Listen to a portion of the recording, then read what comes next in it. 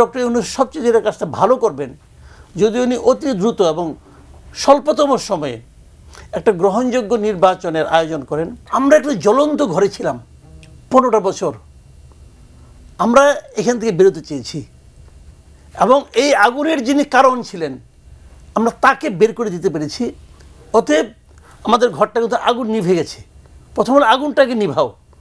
আমরা সেই দুঃসহ পরিস্থিতি থেকে আমরা রক্ষা পেয়েছি, কিন্তু তখন লক্ষ্য অতটা ছিল না। যেই উনি চলে গেছেন তখন আমাদের লক্ষ্য রেখে দাঁড়িয়েছে। আমরা চাইছি তাহলে এই ঘরে আরেকজন লোককে আনতে হবে যে আমাদের ঘরটা চালাবে। এখন উনি কি এসে আগের মতো উত্তাপ ছড়াবে? উনি কি এসে আগুন প্রতি আগুন ধরাই দিবে? এই জায়গা থেকে কিন্তু আমরা বাঁচতে চেয়েছি। যে কারণে আমরা বলেছি সংস্কারের কথা, যে এমন কেউকে আনো যার হাতে দেয়াশালাই থাকবে না ভাই।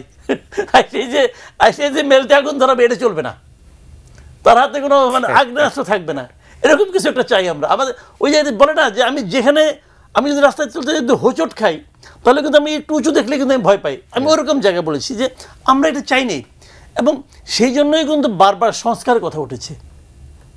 কিন্তু শেষ দিকে এসে যে জিনিসটা নাকি আমি মনে করি, যেমন বছরের শুরুটা হয়েছিল নির্বাচন দিয়ে, একটা ভয়ঙ্কর পচা নির্বাচন দিয়ে, শেষে এসে কিন্তু আমাদের মধ্যে আবার সেই নির্বাচনের প্রত্যাশাটা কিন্তু জেগে উঠছে।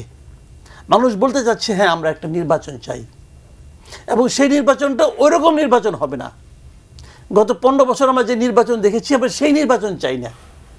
আমরা একটা ভালো নির্বাচন চাই, যে নির্বাচনে প্রত্যেকটা মানুষের অধিকারের জন্য মানুষ যে মতামতটা দেবে তার মতামতটা গৃহীত হবে, এবং তার মতামত অনুযায়ী একটা সরকার গঠিত হবে। মানুষ এখন ওই নির্বাচনের প্রত্যাশা নিয়ে আছে। শুরুর দিক থেকে এদিকে যে জিনিসটা ছিল যে আপনি আমাকে এই ধরনের একটা নির্বাচন দিবেন, কিছু সংস্কার করবেন, আর দেশটাকে যতদিন এগুলো না হয় ততদিন দেশটাকে চালাবেন। এই তৃতীয় প্রত্যাশাটা এই সরকার বেসিক্যালি মেটাতে পারে নাই।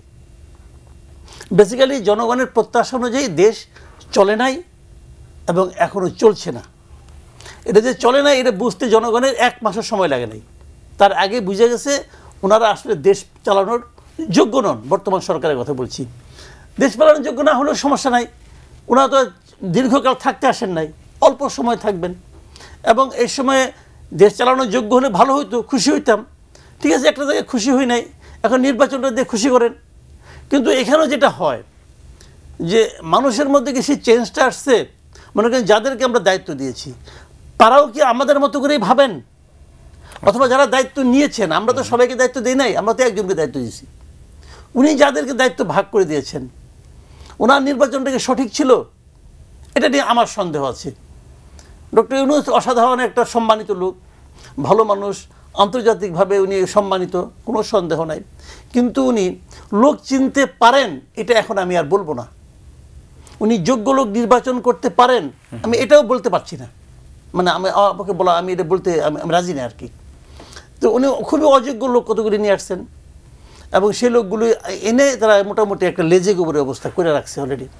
তারপরেও লেজে গোবর তো সবারই হয়, কিন্তু তারও তো একটা শেষ আছে। এখন এই লেজে গোবরের অবস্থা যদি দীর্ঘকাল চলে তখন মানুষ টায়ার্ড হয়ে যাবে।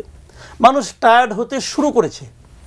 আমি মনে করব ডক্টর ইউনূস সবচেয়ে যেটা কাজটা ভালো করবেন যদি উনি অতি দ্রুত এবং স্বল্পতম সময়ে একটা গ্রহণযোগ্য নির্বাচনের আয়োজন করেন। যে সংস্কার কমিশনগুলো হয়েছে সেই সংস্কার কমিশনগুলো রিপোর্টটা নিয়ে দ্রুত একটা জাতীয় ঐক্যের জন্য বসবেন। বসে আমি মনে করি সব কিছু করেও এ বছরের মধ্যেই একটা ভালো নির্বাচন দেওয়া সম্ভব, এবং সেই নির্বাচনের মাধ্যমে জনগণ যাকে নির্বাচিত করবে তারা আসবেন, যারা নির্বাচনে পরাজিত হবেন তারাও বিজয়ী দলকে গ্রহণ করবেন, মেনে নেবেন। এই ধরনের একটা মানসিকতা আমরা সবার কাছ থেকে আশা করি।